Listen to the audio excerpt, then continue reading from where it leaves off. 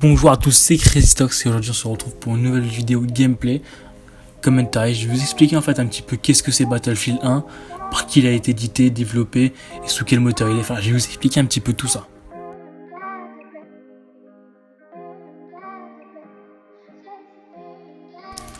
Alors Battlefield 1, qu'est-ce que c'est? C'est un jeu de tir à la première personne. Il est développé par DICE et édité par Electronic Arts. Il est sorti le 21 octobre 2016 et il est sorti sur les consoles PS4, Xbox One et sur PC. Bon, le jeu se déroule pendant la Première Guerre mondiale. On peut voir qu'on peut jouer l'Empire britannique, l'Italie, les États-Unis, l'Empire allemand, l'Empire austro-hongrois ainsi que l'Empire ottoman. Bon, on reste toujours dans l'univers de Battlefield. On peut noter aussi que les environnements sont totalement destructibles. On peut personnaliser ses armes. Bon, alors forcément on retrouve les armes de la Première Guerre mondiale. Donc il y a le fusil à verrou, fusil mitrailleur, armes semi-automatiques, il y a de l'artillerie. Et on a le lance-flamme, le gaz de combat, donc le fameux gaz moutarde. On a aussi du combat au corps à corps, qui a été retravaillé. Et DICE nous a même fait un joli cadeau en mettant les charges à la baïonnette. Je trouve ça vraiment très bien. On peut aussi retrouver différents véhicules, donc des chars légers, chars lourds, automitrailleuses. Et on a le fameux biplan, les cuirassés et les zeppelins. Bon, les cuirassés, on sait tout ce que c'est le Dreadnought. Mais aussi, on peut aussi chevaucher des chevaux. Alors ça, c'est vraiment un gros plus. Bon, même si je trouve ça un peu cheaté, bon, il y a quand même un plus. Voilà, on a fait le tour de Battlefield 1. Bon, prochainement, il y aura un DLC que je pense beaucoup de Français attendent. Bon, le fameux DLC avec l'armée française, donc on aura un char 2C. C'est un des plus gros chars lourds qui a été construit. On aura, je pense, 4-5 maps, voire plus. Donc ça sera un DLC quand même assez gros. Et une nouvelle classe d'élite, je pense que ça sera, je sais plus le nom, élite de tranchée il me semble. C'est un personnage avec énormément de grenades.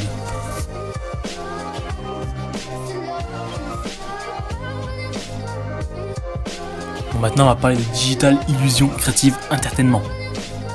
Le nom super compliqué. Bon, c'est tout simplement DICE. DICE c'est quoi? C'est un studio de développement de jeux vidéo suédois fondé en 1992 par 3 personnes. Andreas Axelsson, Olof Gustafsson et Fredrik Liljegren. C'est un ancien membre du groupe de Demo Maker. Mais bon, c'est pas le sujet d'aujourd'hui. Alors DICE, il est basé à Stockholm et c'est une filiale de Electronic Arts depuis 2006. Bon, on connaît à peu près tous les plus gros jeux qu'il a développés. Battlefield, Mirror's Edge et récemment le Star Wars Battlefront, dont un 2 laisse paraître le bout de son nez. Bon, allez, une petite remontée dans le temps rien que pour vous. On se retrouve en 1992 avec Paintball Dreams qui était sorti à l'époque sur Amiga et Super Nintendo.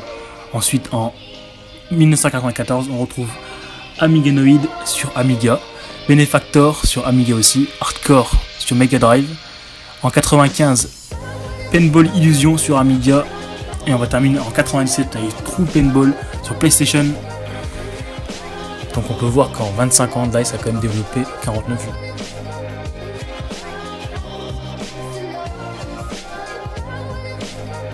Alors maintenant les amis, on va s'attaquer au plus gros du sujet. Je parle d'Electronic Arts.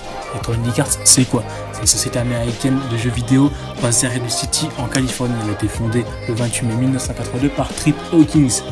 La société ne se taille pas d'éloges parce que c'est quand même un des pionniers de l'industrie du jeu vidéo. Et attention, il nous en cache des secrets, Electronic Arts.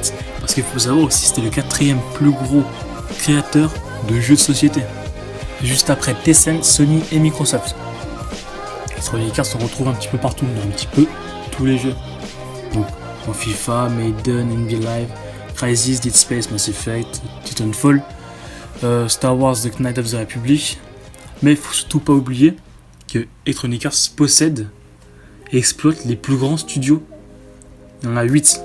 Il y a Electronic Arts Tuberon, il y a Orlando, Electronic Arts Canada, Burnaby, BioWare, Edmonton, Montréal et DICE en Suède. Bon, pour la petite histoire, je vous ai parlé tout à l'heure de Trip Hawkins. Donc c'est en fait le créateur de Electronic Arts. À la base, il travaillait chez Apple Inc. Donc il était directeur du marketing produit. Puis il s'est barré de Apple Inc. Et il a commencé à développer en interne ses propres jeux sur les consoles supportées par l'époque. Et quand je dis à l'époque, c'était en 1990. Et puis après, au début des années 2000, Electronic Arts est devenu l'un des plus grands éditeurs du tiers-monde. Bon les amis, il y aura encore beaucoup de choses à dire sur Electronic Arts. Mais bon, on va s'arrêter là. Et puis je vais vous laisser sur cette fin de gameplay, une bonne vidéo, et à la prochaine, tchuss.